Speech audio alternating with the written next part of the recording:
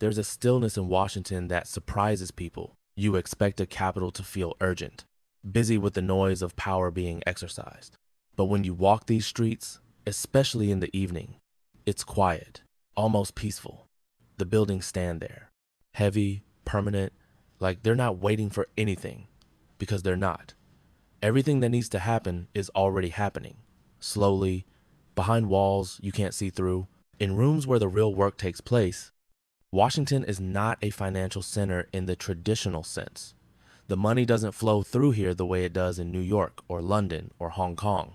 There's no trading floor, no exchange, no visible movement of capital from one hand to another.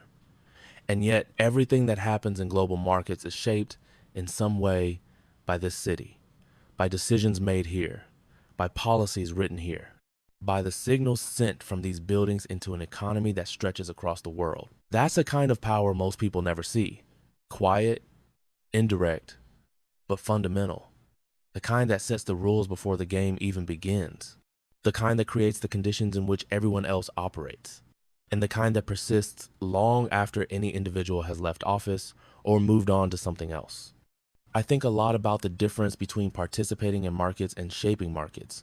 In New York, people participate, they trade, they take risks, they react to information as fast as humanly possible. That's exciting, visible, dramatic sometimes. You can watch it happen in real time. You can see the numbers move. You can feel the energy. Washington doesn't participate. Washington creates the framework within which participation is possible. The regulations that determine what can be traded and how. The interest rates that affect the cost of every loan and every investment. The fiscal policies that inject money into the economy or pull it back.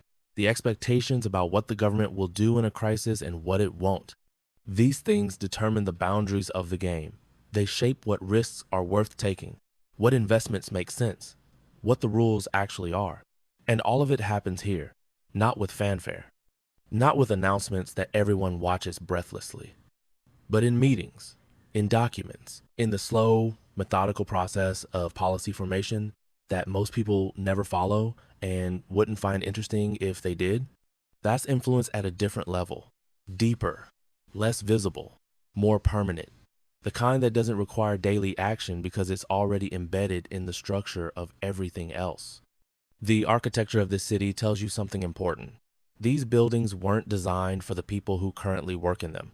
They weren't designed to be comfortable or efficient or modern.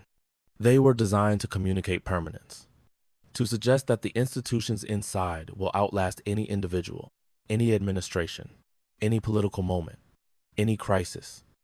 And they do.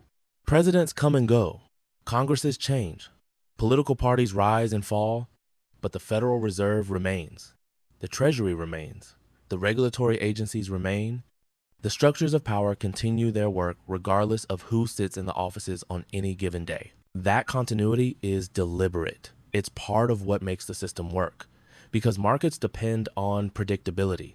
They depend on knowing that the fundamental rules won't change with every election, that the framework is stable even when the people operating it are temporary, that there's something underneath the political noise that can be counted on.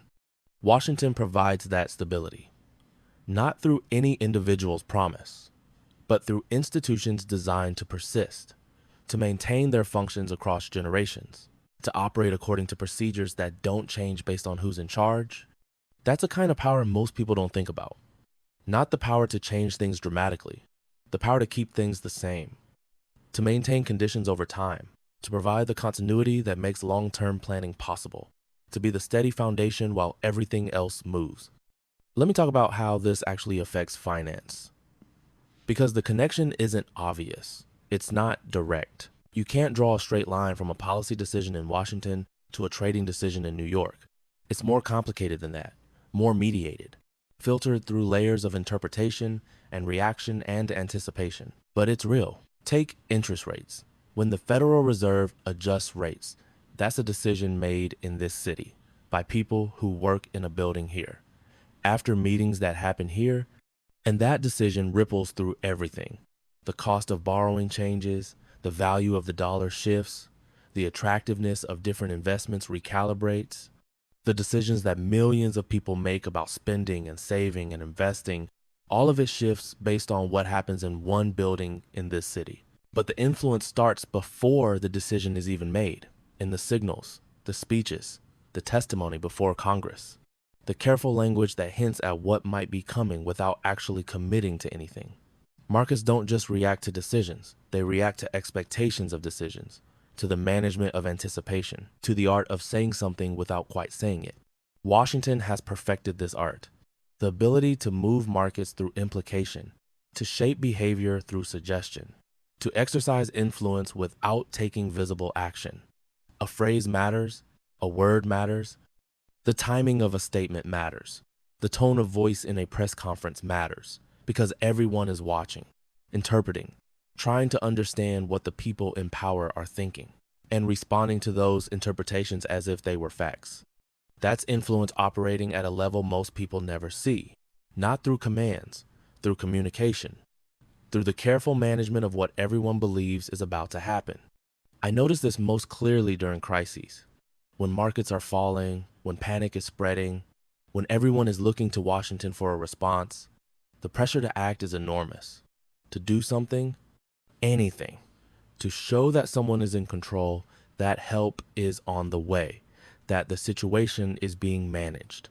But Washington rarely moves as fast as markets want. The meetings continue, the deliberations stretch out, the statements remain measured and careful. From outside, it can look like paralysis.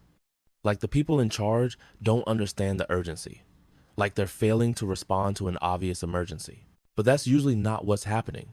What's happening is calculation, an understanding that the wrong action at the wrong time can make things worse. That hasty intervention can deepen a crisis rather than resolve it. That timing matters more than speed. That the effectiveness of a response depends not just on what you do, but when you do it. I've watched this pattern repeat across multiple crises. The pressure builds. The demands for action grow louder. Media coverage becomes frantic. And Washington waits, not because it doesn't care, not because it doesn't understand, but because it's preparing, coordinating, making sure that when action comes, it will be adequate to the moment. And then the action comes, often bigger than anyone expected, often more powerful because it was delayed, because the waiting allowed for preparation, for coordination across agencies and institutions, for making sure the response would actually work rather than just appearing to respond. That's restraint as power. The willingness to absorb criticism while preparing something effective. The confidence to wait when everyone is screaming at you to act. Not everyone appreciates it. Not everyone understands it. But it's how this city operates at its best. Deliberate, calculated, patient. The culture here reinforces this approach. There's a formality to Washington that can feel stiff to outsiders. The language is precise. The procedures are respected. The hierarchies are maintained. Nothing is spontaneous. Everything is prepared. Meetings have agendas that are followed. Statements are reviewed by multiple people before they're released. Conversations follow protocols that visitors might not even notice exist. Some people see this as bureaucracy for its own sake, as slowness that serves no purpose. But there's a reason for all of it. The formality creates distance between impulse and action. It ensures that decisions are made according to process, not personality, not emotion, not the mood of whoever happens to be in the room on any given day. When the stakes are this high, when decisions affect millions of people and billions of dollars, you want that distance. You want review. You want multiple perspectives considered. You want the system to slow things down enough for reflection, enough to catch errors before they become catastrophes. The formality enforces that. It makes power more deliberate, more careful, less subject to the errors that come from acting too fast or too emotionally. It's frustrating sometimes, slow, seemingly inefficient, but it's not an accident. It's a design choice, and it works more often than it doesn't. There's something else I notice about how Washington operates, the distance between decisions and their effects. In New York, if you make a trade, you see the result immediately, profit or loss, right there on your screen, clear and personal and impossible to ignore. Washington doesn't work like that. A decision made in a committee room might not show its effects for months, sometimes years. The people who made the decision might have moved on to other positions or other careers before the consequences become clear. The effects might be spread across an entire economy. Diffuse, hard to measure, impossible to trace back definitively to any single choice. This creates a strange relationship with responsibility. The power is real. The influence is enormous. But the connection between action and outcome is blurred by time and complexity and all the other factors that shape any economic result. It's one of the things that makes Washington hard to understand from outside. The power is undeniable. You can feel it when you're here, but you can't always see how it's being used or what exactly it's accomplishing. The effects disappear into the vast complexity of the economy, into the millions of decisions that individuals and businesses make every day. Each of those decisions shaped in some small way by what happened in these rooms, but shaped invisibly, indirectly, in ways that almost no one traces back to their origin. That's how power works here. Not through commands, not through direct control, but through the creation of conditions, the shaping of incentives, the setting of limits that constrain choices without dictating them. It's influence at a distance, power that operates through systems rather than through orders. And it's extraordinarily effective precisely because it's so hard to see. I keep returning to this idea of invisibility because I think it's central to understanding this place. The power here doesn't look like power usually looks. There are no displays of wealth, no monuments to individual success, no celebration of winners and losers, just buildings, institutions, processes that continue day after day, regardless of who's watching. The people who work here understand that. They know the power is real even when it's invisible.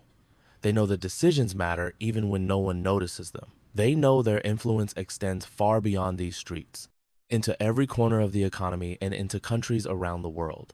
But they also know that visibility isn't the point. The point is the function, the operation of systems that shape what's possible for everyone else. The maintenance of frameworks that allow everything else to work. That's not glamorous. It doesn't make headlines. It doesn't produce the kind of drama that attracts attention. But it's fundamental. Without it, nothing else would function. The markets that seem so independent, so driven by their own logic, they exist within boundaries set here. The money that flows so freely around the world, it flows through channels that were constructed here. The rules that seem so natural, so obvious, so much a part of how things just work, they were written here. That's not control in the obvious sense. It's something deeper. The power to shape the environment in which everyone else operates, to determine the conditions rather than the outcomes, and then to let the outcomes appear to happen on their own. I wonder sometimes if this invisibility is intentional. If the people who built these institutions understood that power works best when it's not seen, when it's just the way things are, the background that everyone takes for granted. Because visible power provokes resistance. People push back against what they can see, they question it, challenge it, demand accountability, organize against it. But invisible power just operates, shaping behavior without anyone realizing they're being shaped, influencing decisions without anyone feeling influenced. That's Washington at its most effective. Not controlling anything directly, just creating conditions and letting everything else follow. It's late now. The streets are empty, the buildings are lit but quiet, the visible work is done for the day, but somewhere, in some office, someone is still drafting a document, still preparing for tomorrow's meeting, still choosing words that might move markets in ways no one will trace back to this moment. The work never really stops. It just becomes less visible as the day ends, more private, retreating into the institutions where the real decisions happen, where the real influence is exercised, where the power that shapes everything else is quietly, continuously maintained. I think about what it means to have this much influence concentrated in one place, the ability to shape an entire economy, to set the rules for global finance, to create conditions that affect billions of people who will never walk these streets or see these buildings or know the names of the people who work inside them. It's remarkable when you stop to consider it, and a little unsettling, not because the power is being abused, most of the time it isn't, but because it's so easy to forget it exists, to watch markets move and think they're moving on their own, to see economic outcomes and think they're natural, inevitable, the result of forces beyond anyone's control, when really behind all of it